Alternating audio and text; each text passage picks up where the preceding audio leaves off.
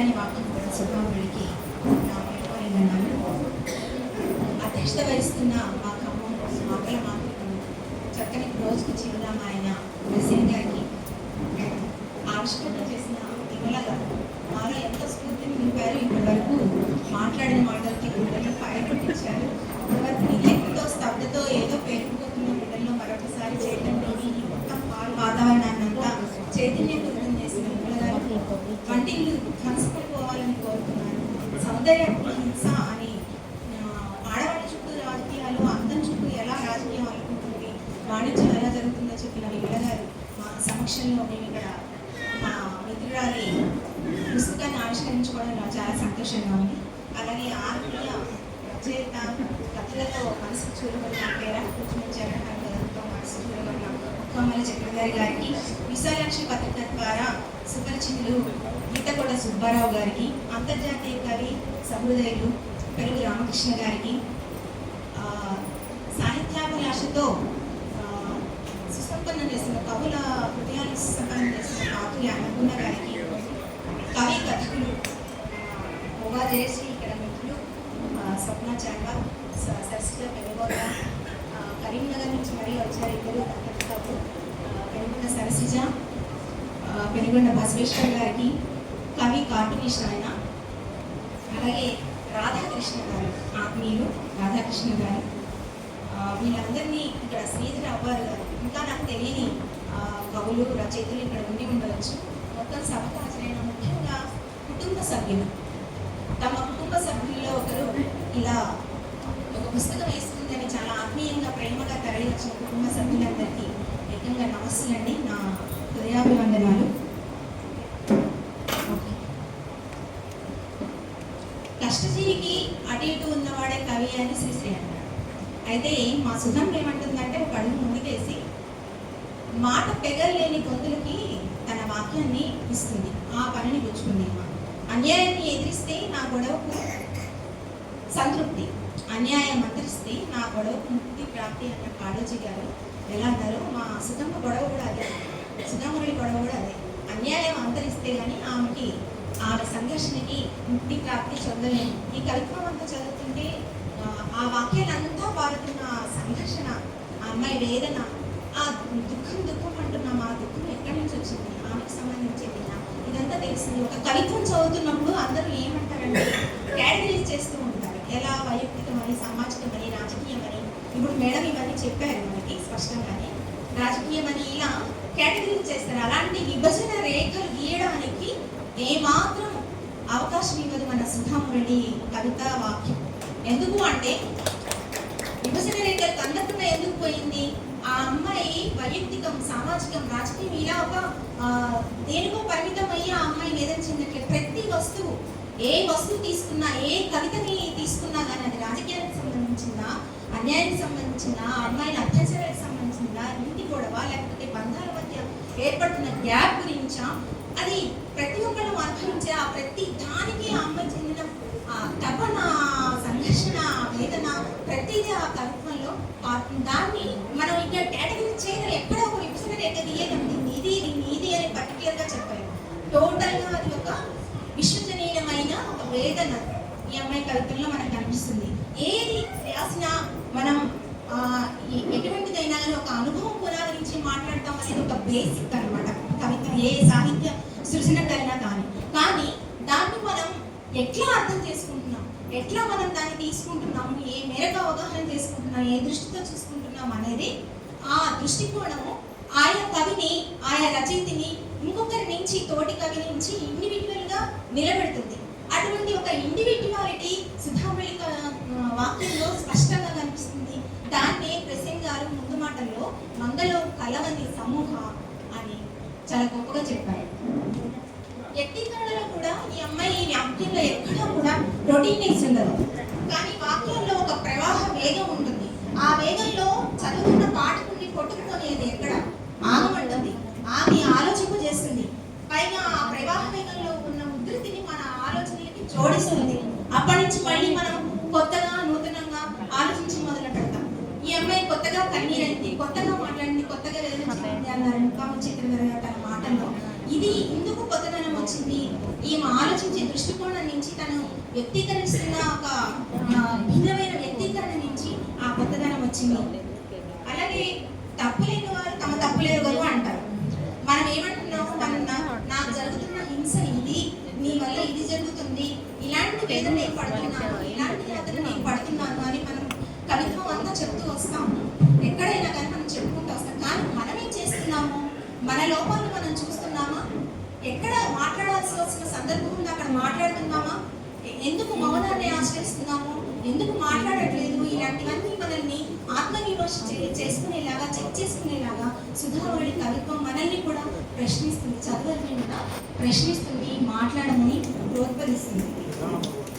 అయితే ఇదే అసహాయత, అదే నిస్సహాయత. ఎందుకు మనం నిస్సహాయతకు గురవుతున్నాము అని నిలదీసి మరీ కాలర్చుకుని అడుగుతుంది. ఇగో ఇది నేను మాట్లాడుతున్నాను, నువ్వేం చేస్తున్నావు అని అడుగుతుంది. అలాగే ఖండిత అని ఒక కవిత ఉంటుంది. ఆ కవిత చదువుతున్నప్పుడు ఎలా ఉంటుందంటే, అసలు అక్కడ ఈమె ఒక కత్తి డాలు పట్టుకుని యుద్ధం చేసేస్తుందేమో, అక్కడ వెళ్ళి మనం కూడా సైనికులమై నిలబడాలి అనే టైపులో ఎంత చక్కగా అసలు తన ఆవేశం, ఆ ఆవేశం కూడా అర్థవంతమైన ఆవేశం అండి. పనికిరాని ఏదో అప్పటికప్పుడు వెళ్ళగలిగేసిన ఆవేశం అయితే కాదు. ఎలా అంటుందంటే, అరే ఎవరెక్కడ దేశం చచ్చిపోయిందని ప్రచారం మొదలుపెట్టింది, పీనుగులపై పైసలు ఏరుకునేందుకు సిద్ధపడుతున్నారు.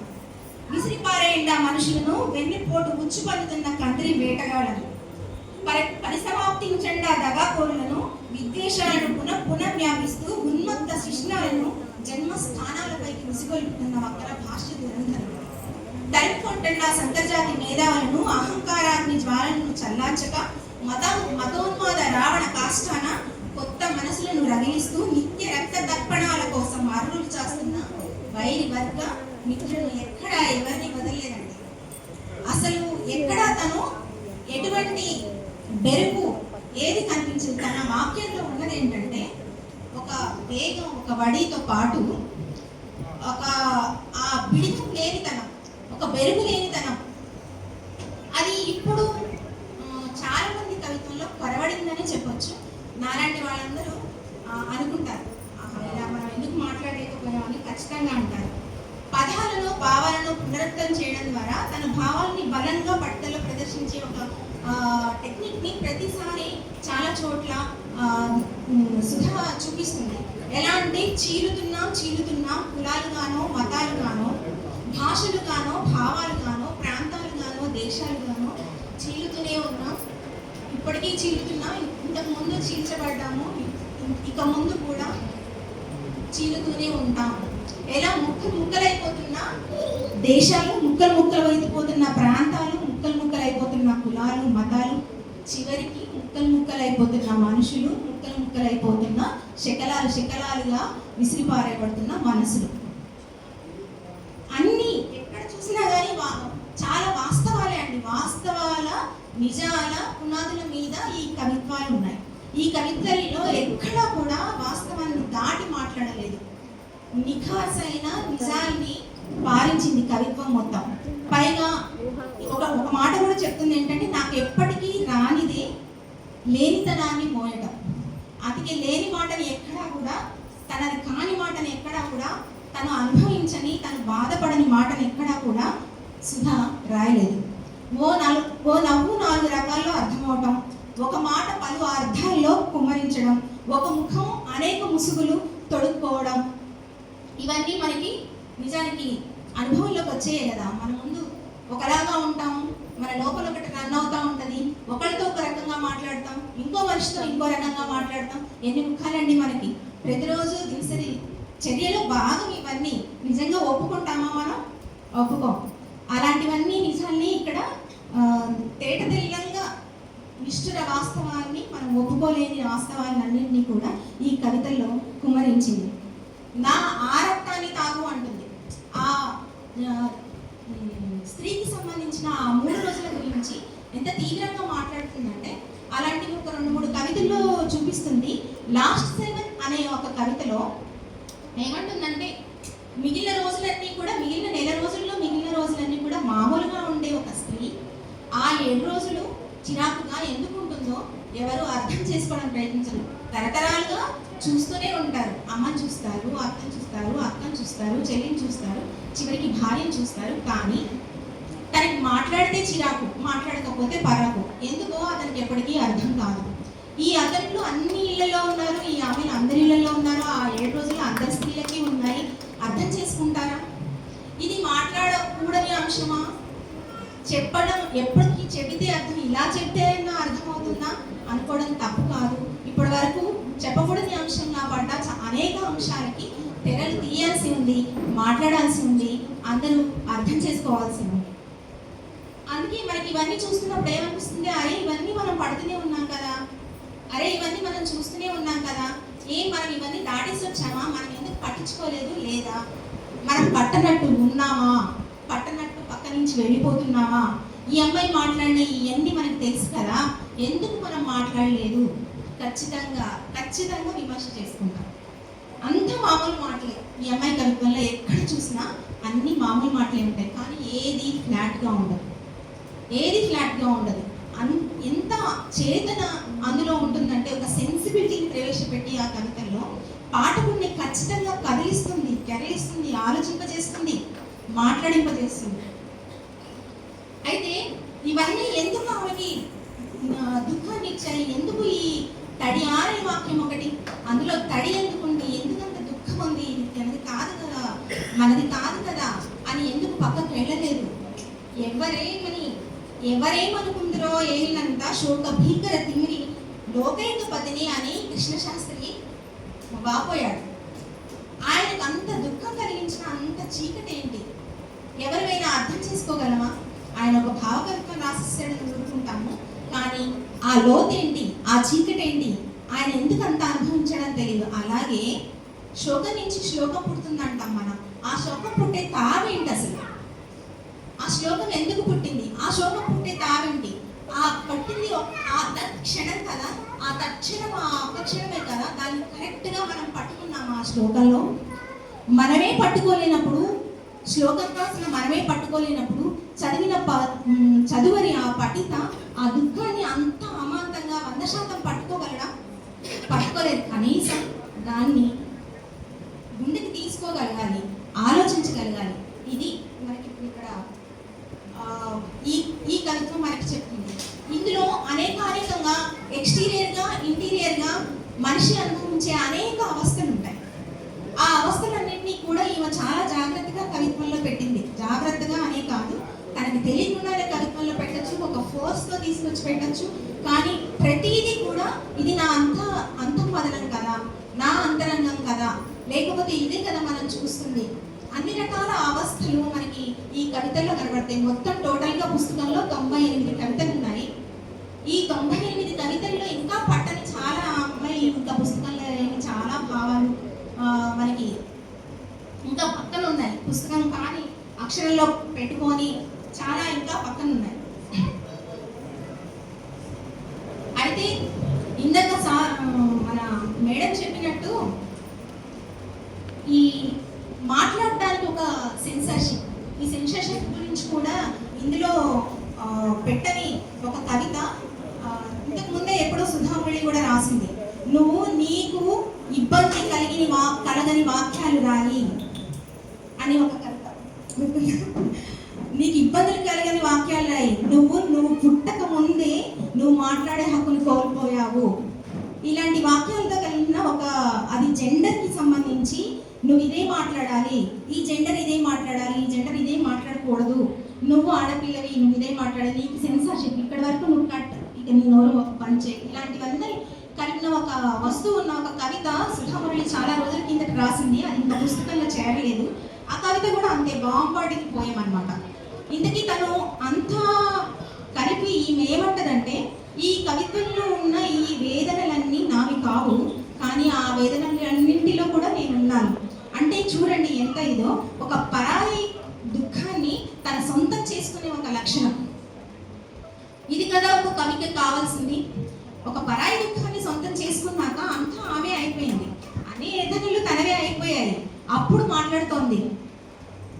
అందుకే తన కవితల మొత్తంలో కూడా ఎక్కడా కనపడని అనేక భిన్నమైన వ్యక్తీకరణలు కనపడతాయి. ఒక ఎప్పటి నుంచో ఉన్న మూఢమైన ఆచారాలు ఇంట్లో పాటించే వాటి దగ్గర నుంచి ఇవాళ సాంకేతికత అభివృద్ధి చెంది ఓటీటీలు నెట్టింట్లో నుంచి నట్టింట్లోకి వస్తున్న ఓటీటీల ద్వారా ఏం జరుగుతుందో కూడా ఒక ట్రాష్ అని ఒక కవిత చెప్తుంది. ఆ ట్రాష్ అనే కవితలో ఏమంటుందంటే ఓటీటీల ద్వారా సినిమాలు వస్తున్నాయి, ఆ సినిమాల్లో నగ్నతకి ఏమాత్రం కూడా సెన్సార్ లేని చాలా రకాల సీన్స్ మనం పిల్లలతో కలిసి ఇంట్లో కూర్చొని చూస్తున్నాం. దీనివల్ల పిల్లలు ఏం నేర్చుకుంటున్నారని చాలా సూటిగా ప్రశ్నిస్తుంది.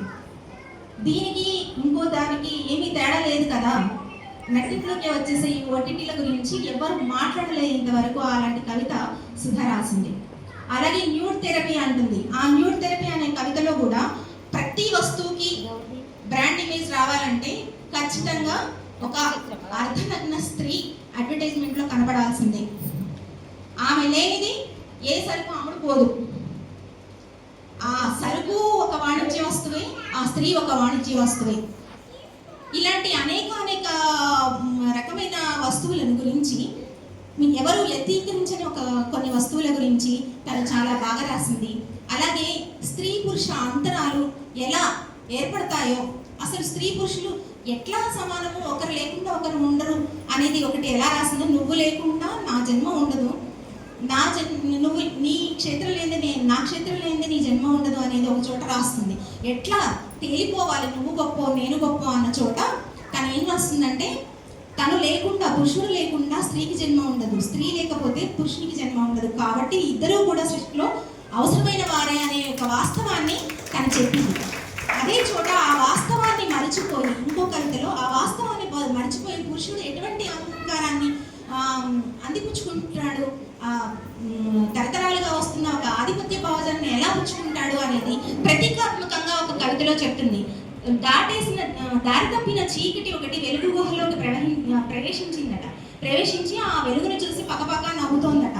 ఆ వెలుగుకి కారణం నేనేనని మీసం దువ్వుతోందట. ఈ మీసం దువ్వుతున్న దగ్గర ఆ చీకటి పురుషుడికి ప్రతీక అని మనకి రివీల్ అవుతుంది. ఆ వెలుగు ఎప్పటికీ కూడా ఒక స్త్రీ అని, ఆ వెలుగుకి వెలుగు ఎందుకు వస్తుంది కారణాన్ని చూపించే ఏ మనిషి ఇంతవరకు లోకంలో పుట్టలేదని తేల్చి చెప్తుంది. ఇలాంటి అనేక వ్యక్తీకరణలు సుధా చేస్తుంది. సుధా కవిత్వం ఇంకా చాలా మందికి చేరాలని, ఇక్కడ చేరిన సాహిత్య ప్రియులందరూ దాన్ని చదవాలని, ఆ చదివి అందులోనే ఆమె మనసు, ఆ భావాల వెనకాల ఉన్న ఒక ఆర్తి, వేదన ఇవన్నీ సమాజానికి ఎంత అవసరమో మనం అర్థం చేసుకొని మన మనుగడని సాగించడానికి కానీ, తద్వారా సమాజం ఏ విధంగా పరిణామం చెందుతుందని కానీ, ఎలా పరిణామం చెందాలని తను కోరుకుంటుందో ఇవన్నీ మనకి ఆ పుస్తకం చదవండి, మీరందరూ తెలుసుకోండి. నాకు ఈ అవకాశం ఇచ్చిన పెద్దలకి, సుధమ్మకి ముఖ్యంగా థ్యాంక్ యూ సో మచ్.